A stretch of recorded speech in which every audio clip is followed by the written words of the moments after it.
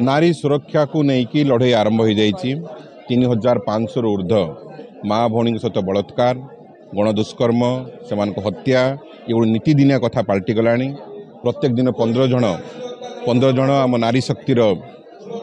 शक्ति सहित गण दुष्कर्म दुष्कर्म यार प्रतिवाद रे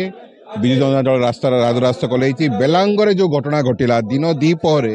गोटे झीटा को पड़ी मारिदेवा उद्यम है से अभियुक्त कुआड़े जाइछंती कहीं से गिरफ ही ना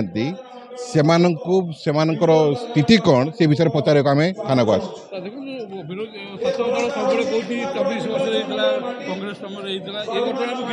आस इतिहास को जानतु ना वर्तमान कथा चिंता करंतु 3500 नारी मान जो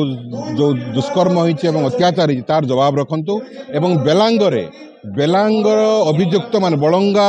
अभियुक्त मान को धरिबे नहीं ताले सारा ओडिशा रे निया लागिबो सारा ओडिशा रे निया लाग कई अटकई पारिबे नहीं।